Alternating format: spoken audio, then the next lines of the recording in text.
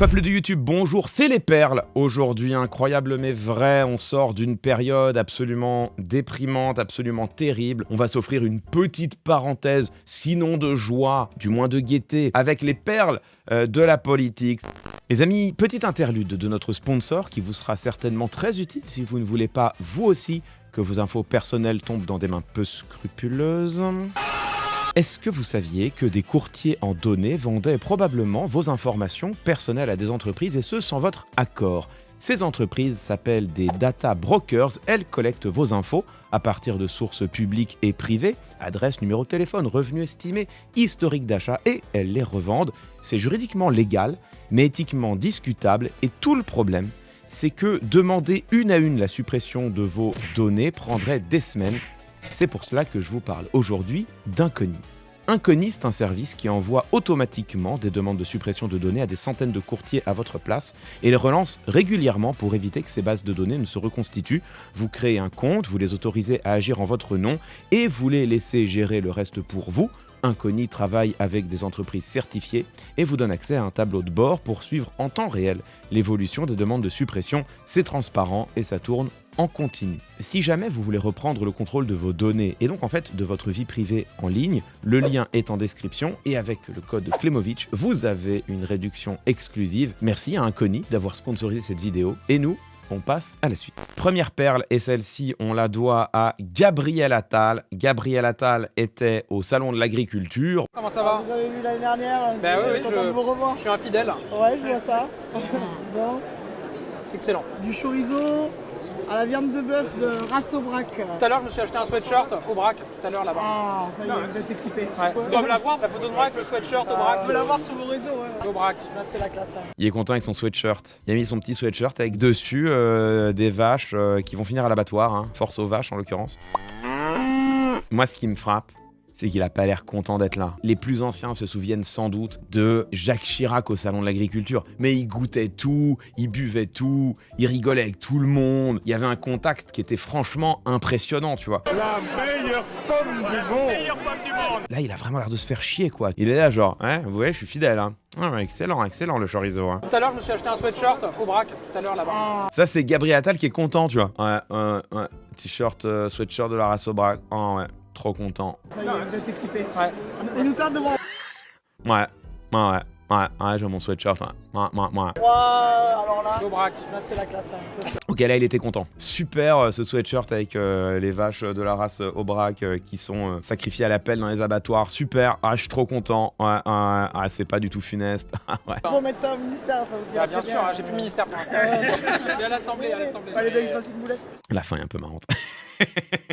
Interro surprise. Pourquoi il l'a pas gardé sur lui? Pour pas vexer les autres. Bah voilà, pour pas vexer la concu. Parce qu'il est sur le salon de l'agriculture, il faut aller draguer les différents lobbies. Et donc évidemment, quand tu vas draguer le lobby du lait, ou quand tu vas draguer le lobby des canards, j'en sais rien moi, ça fait longtemps que j'ai pas été au salon de l'agriculture. Je sais pas ce qu'il y a au salon de l'agriculture, moi j'y vois que de la mort là-bas. Donc bon, gros soutien aux agriculteurs et aux éleveurs en France qui prennent extrêmement cher. Mais évidemment, son objectif, c'est de ne pas vexer les autres lobbies. Et évidemment, s'il fallait empiler le sweatshirt Aubrac, plus le t-shirt des produits laitiers, plus derrière l'industrie du canard, bon, t'imagines bien que le mec, à la fin, pour le coup, il crève de chaud, tu vois. Écoutez, il a l'air toujours aussi déprimé. Hein. C'est là que tu vois que la politique, ça fait des dégâts. Hein. Est-ce que vous vous souvenez d'Agnès Pannier-Runacher, ministre de l'Industrie, puis ministre déléguée de l'Agriculture, puis ministre de la Transition écologique? Elle est aujourd'hui députée. Évidemment, c'est Agnès, c'est pour ton pays, hein. C'est pour ton pays, C'est pour la machie, hein. c'est pour la magie. Pannier-Runacher, elle est à TEDx Paris, qui a repris, c'était au Grand Rex, je crois, assez récemment, un peu passé de mode, les TEDx. C'est un peu saut 2010 quand même. Tu as déjà fait un TEDx? Absolument, j'ai fait un TEDx Paris, sachez-le. Quelle année? Ah ouais. 2018, je pense à la louche. 2018, c'est pas 2026. Il y a presque 10 ans qui séparent ces deux événements. Bon, on t'écoute, Agnès Pannier-Runacher. Ça se voit ou pas que j'ai vite changé de sujet? Je sais qu'il y a un mot qui clignote au-dessus de ma tête. La magie. C'est la magie. Pour la magie, une étiquette La magie. collée sur mon front. La magie? Macroniste. Ouais, mais oui, aussi. Mais peut-être parce que tu es député macroniste. Chez certains d'entre vous, ce mot peut aller parfois avec déconnecté. Peut-être même responsable de ce qui ne va pas dans le pays. S'il n'avait pas été au pouvoir depuis 8 ans, c'est vrai que cette take, elle serait un peu audacieuse. Le fait est qu'ils ont été au pouvoir les 8 dernières années. et que du coup, ce qui ne va pas dans le pays, peut-être qu'en effet, ils y ont leur part de responsabilité. Peut-être, je dis bien peut-être. La première préoccupation des Français, non, ce n'est pas le pouvoir d'achat. Ce n'est pas la sécurité, l'immigration ou la santé. Non, la première préoccupation des Français, c'est la politique. Ou peut-être plus exactement, la colère et la défiance vis-à-vis de la politique. Ah waouh. L'audace de Zinzin. Elle a participé à un gouvernement qui a menti les yeux dans les yeux aux Français pendant 8 ans, qui a enchaîné les mensonges, qui a même piétiné le suffrage des Français en juillet 2024 pour se maintenir au pouvoir. Un gouvernement qui a renié l'idée même de la démocratie, qui est celle justement d'être responsable de ses actes devant les citoyennes et les citoyens. Elle est responsable, elle aussi, des actes d'un gouvernement qui justement ont suscité même le dégoût des Français pour la politique, et elle ose venir nous en parler. Les Français, la politique, ils aiment plus trop. Ah bon ? Le fait marquant de l'année 2025 pour les Français, eh bien, c'est l'instabilité politique. Devant Trump. Quelqu'un pour lever la main depuis la salle pour lui demander d'où vient l'instabilité politique et qui est responsable de la dissolution ? Quelqu'un ou pas ? 84% des Français ne font plus confiance dans les partis politiques. Sans déconner. C'est 20 points de plus que dans les démocraties occidentales. 20 points de plus. Ça devrait nous faire réfléchir. Absolument, Agnès. Alors là-dessus, on se rejoint. Ça devrait te faire réfléchir. Soit tu es engourdi dans ta propre bêtise au point de ne pas comprendre l'énormité de ce que tu prononces, soit c'est l'opération de provocation et de trolling la plus merveilleuse qu'on ait vue. Mais je ne vois pas d'autres hypothèses. Bon, derrière tout cela, en réalité, il y a quelque chose d'intéressant. Le macronisme se définit par son absence de responsabilité. Les mensonges d'Emmanuel Macron pour couvrir les énormités qu'il avait pu dire. Ça a toujours été des mensonges pour ne pas avoir à prendre la responsabilité de ce qu'il disait. Un régime logocratique, c'est précisément un régime dans lequel le gouvernement se permet de mentir les yeux dans les yeux, pour ne pas avoir à être responsable de ce qu'il dit et de ce qu'il fait. Le problème, c'est que quand on n'a plus à accepter la responsabilité de ce qu'on fait, on peut se permettre de faire n'importe quoi. Par exemple, ignorer des élections. Par exemple, réprimer des manifestations. Par exemple, tenter de faire passer des lois liberticides. Manipuler certains points de droit et jusqu'à la Constitution elle-même pour faire tomber des garde-fous qui jusqu'à présent tenaient. Des garde-fous qui encadraient le pouvoir présidentiel, le pouvoir gouvernemental et qui sont tombés. Cette séquence d'Agnès Pannier-Runacher, honnêtement, je la trouve autant déprimante que fascinante, mais quoi qu'il arrive, je la trouve éclairante parce qu'elle nous révèle vraiment sur ce qu'a été le macronisme, sur l'état de leur toupet, de leur audace, sur le caractère éhonté de leurs mensonges. Merci du coup Agnès Pannier-Runacher pour ce TEDx qui franchement, contre toute attente, était assez éclairant. Comme dirait l'autre, c'était vraiment pour la magie. Ok, prochaine perle, et YouTube, n'hésite pas à t'abonner bien sûr pour toujours plus de contenu sagace et chatouillant. Les 2 adjectifs pris totalement au hasard. Vous êtes nombreux et nombreux à être venus pour ça. Il est temps d'aller prendre des nouvelles de Dark Samuel.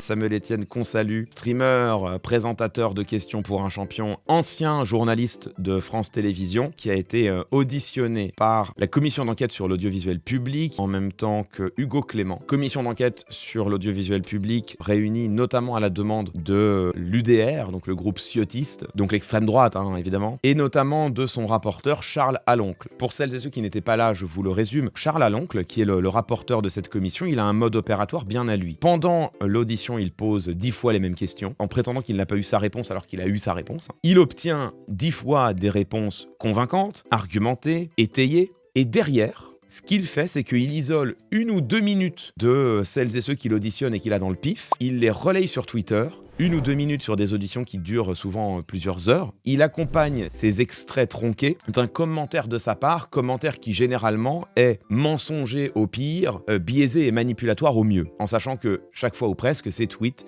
génèrent des vagues de cyberharcèlement sur les personnes concernées. Donc là, on a un député de la République qui se comporte comme le pire des boulis de cour de récré. À l'origine, son premier fait d'armes, c'est surtout d'avoir administré un groupe Facebook raciste sur lequel il a laissé dire les pires horreurs. Et donc Charles Aloncle, il a voulu auditionner Samuel Etienne pour tenter de montrer à quel point est-ce que cet ancien journaliste de France Télévisions est en fait un odieux personnage militant et engagé à gauche et contre le Rassemblement national. L'audition de Samuel par Charles Laloncle s'est prolongée par 2 tweets biaisés, mensongers, accusatoires, 2 tweets qui ont généré une vague de cyberharcèlement à l'encontre de Samuel Etienne, à qui on adresse évidemment tout notre soutien et toute notre sympathie, bien sûr. Apparemment, dans cette audition, Charles Laloncle a été suffisamment insupportable pour réveiller Dark Samuel. Est-ce que le fait de ne pas être salarié officiellement du service public, mais d'être rémunéré par le service public, vous permet d'avoir une posture militante sur vos réseaux sociaux privés? Voilà, c'est toute ma question. Le souci dans votre question, c'est que vous parlez de position militante. Ce que vous m'avez reproché tout à l'heure, c'est quand la question m'est posée, de qualifier le RN de parti d'extrême droite. C'est la qualification que donne le ministère de l'Intérieur, le Conseil d'État, de nombreux hommes de droite, comme Xavier Bertrand, par exemple, pour ne citer que lui. Si la question est Samuel Etienne, vous avez une position militante parce que, quand la réponse vous est posée, vous qualifiez le RN de parti d'extrême droite, comme le Conseil d'État, le ministère de l'Intérieur, Xavier Bertrand et d'autres, je ne vois pas très bien, ou alors vous qualifiez cette qualification du ministère de l'Intérieur, du Conseil d'État de militante. le headshot. Il aurait fallu évidemment rajouter le fait que surtout les historiens insistent sur l'origine du Front National comme puisant dans les racines de l'ancienne extrême droite traditionnelle française et que les politistes, à la fois français mais également internationaux spécialistes de l'extrême droite, classent bien le Rassemblement National dans cette famille politique. Mais la réponse à ces détails près est évidemment irréprochable. Je reviens sur le RN, puisque la question ciblait quand même beaucoup ce parti. Monsieur le rapporteur, j'ai l'impression que ce parti est important à vos yeux. Pour contextualiser, puisqu'il y a des Français qui nous regardent, vous faites partie d'un parti qui s'appelle l'UDR, qui est allié au RN. Donc à un moment, il faut contextualiser. Moi aussi, je peux contextualiser. Donc je réponds à votre question. Quand j'étais présentateur sur France Info, sur France 3, dans mes journaux, le FN puis le RN étaient qualifiés de parti d'extrême droite, comme c'est le cas de beaucoup de médias, comme c'est le cas pour le Conseil d'État, comme c'est le cas pour le ministère de l'Intérieur, comme c'est le cas de beaucoup de responsabilités de droite. À aucun moment, vous m'avez interpellé, ou quiconque, pour dire que j'étais un journaliste militant à l'époque. Pourquoi le serais-je aussi? À moins que vous ayez d'autres propos à me reprocher, mais dans ce cas-là, il faut les citer. Je crois que jamais Charles Laloncle a pu citer des propos qu'il estimait être militants. En fait, cette audition, ce à quoi elle sert depuis le début, c'est de tenter définitivement de faire admettre le Rassemblement national comme un parti normalisé. C'est le fait d'achever le processus que le parti lui-même a appelé, de manière d'ailleurs contestable, on en a parlé, un processus de dédiabolisation. Le Rassemblement national, le Front national auparavant, n'a jamais été diabolisé, il a simplement été décrit comme il l'est, un parti d'extrême droite, un parti centré effectivement sur le rejet de la différence, un parti qui abrite en son sein d'anciens nazis, d'anciens collaborationnistes, des nostalgiques de l'Algérie française, des néo-nazis, des néo-fascistes, qui abrite en son sein quantité de militants, de sympathisants, mais également de candidats, voire d'élus, qui ont multiplié les propos racistes, homophobes, antisémites. Ce parti tente aujourd'hui d'achever son processus de normalisation, de banalisation.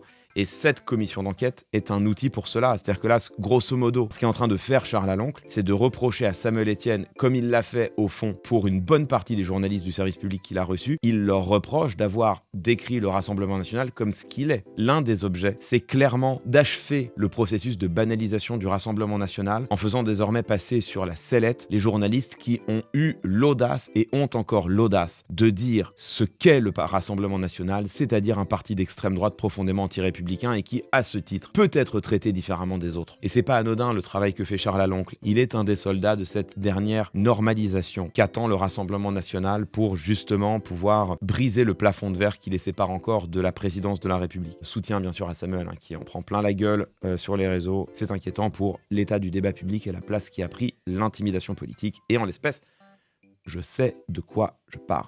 Il est temps de tourner notre regard au sein de cette page municipale vers la mairie de Menton, où Louis Sarkozy se livre à un combat homérique pour tenter de conquérir la mairie. Louis Sarkozy, sentant venir la possibilité de la défaite, dans un entretien au Nouvel Obs, a dit la chose suivante: si j'arrive en 3e position, ça voudra dire que Menton me dit je ne suis pas une fille facile, il faut recommencer. 1 an, c'était trop vite, trop fort, trop rapide pour me séduire. Louis Sarkozy, l'énorme beauf, l'élégance vraiment en action. Bon, vous avez tout là-dedans, hein. Vous avez le slut-shaming, la culture du viol, vous avez la masculinité toxique, bon, vous avez tout, hein. Je suis pas sûr que ce soit nécessaire de décrypter ce tweet, sinon pour dire que tout est à vomir dedans, j'ai envie de dire, à l'image de son auteur. Réussir à faire aussi dégueulasse, en aussi peu de mots, pas mal. Simplement, le titre de l'entretien est quand même intéressant. À Menton, l'impossible conquête de Louis Sarkozy face au RN, ouvrez les guillemets, si je gagne, je serai président de la République. Bah vas-y mon ref, franchement, oublie pas ta modestie au garage, elle pourrait rouiller. Qu'est-ce que c'est que ça? Ça se passe à Nice, municipal 2026. Juliette Chanel-Leroux joue la carte Polumon pour toucher les Niçois. Ok, c'est des cartes Pokémon de la pollution, ok. À l'approche des élections municipales, Juliette Chanel-Leroux, tête de liste Union de la gauche et des écologistes, elle a proposé une approche originale, elle a distribué des cartes Polumon, inspirées des célèbres cartes Pokémon, distribuées à des dizaines de milliers d'exemplaires dans les boîtes aux lettres et les marchés. Les cartes Polumon sont conçues pour durer dans le temps et susciter l'intérêt des habitants. Sont conçues pour durer dans le temps. Mais qu'est-ce qu'elle veut qu'on en foute? Une fois que t'as eu ton truc et que t'as dit ah ouais marrant comme tract, enfin qu'est-ce qu'elle veut qu'on en foute à part les mettre dans la poubelle jaune? Alors sauf bien sûr si certains commencent à vouloir collectionner les cartes Polumon, mais là je peux plus rien pour vous. C'est un peu cringe, comme souvent les écolos, on va pas se mentir, c'est un peu cringe, c'est un peu amateur, ils tentent des trucs. Alors le truc un peu marrant c'est que j'en ai trouvé une autre, la carte Transition Forum Nice. Ce qui est intéressant par contre c'est que c'est une carte qui date de 2022. Ça fait 4 ans qu'ils recyclent la même idée. C'est là que tu vois que les écologistes de Nice ils sont vraiment écologistes, ils ont eu une idée en 2022 et depuis on recycle. Mais j'aime bien. Je ne déteste pas. Voilà, comme dit Amelia Floyd dans le chat, je ne déteste pas. On continue la séquence municipale. Ce que vous allez voir, c'est issu du TikTok de la candidate RN de Niort. Donc déjà, ça ressemble à ça. Donc déjà, what the fuck? Qu'est-ce qui est en train de se passer?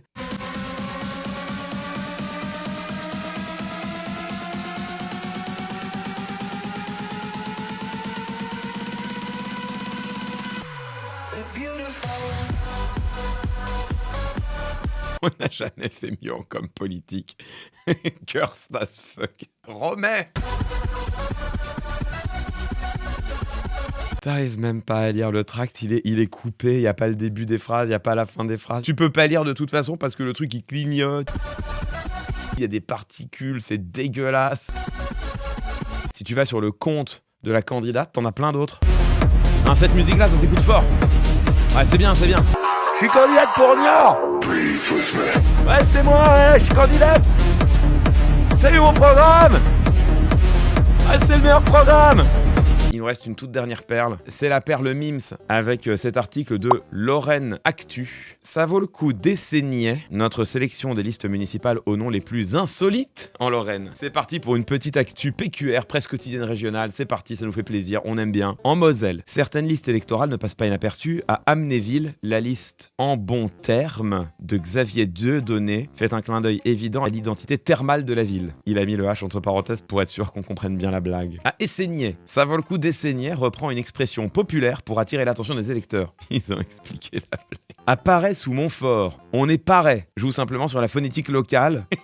On est paré. Armé et paré. Idem pour la liste Pousset vers l'avenir de Serge Renaud sur la commune de Pousset, près de Mirecourt. Pousset vers l'avenir. Pousset vers l'avenir. Moi, j'ai juste l'impression d'entendre parler Mister MV.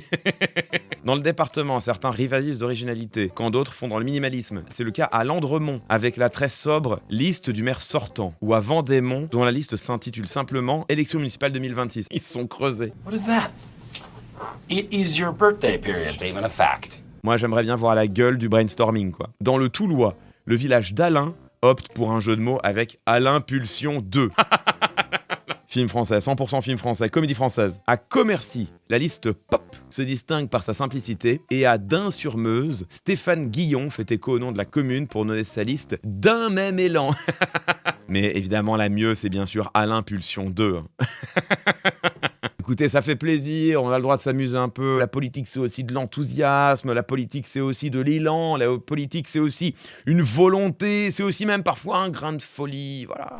Voilà YouTube pour ces perles, j'espère que ça t'a plu, j'espère que ça t'a redonné un peu le sourire, en tout cas donné l'occasion de te changer les idées. Des bisous YouTube, abonne-toi, mets la cloche, tout ça, et à très vite pour la prochaine vidéo.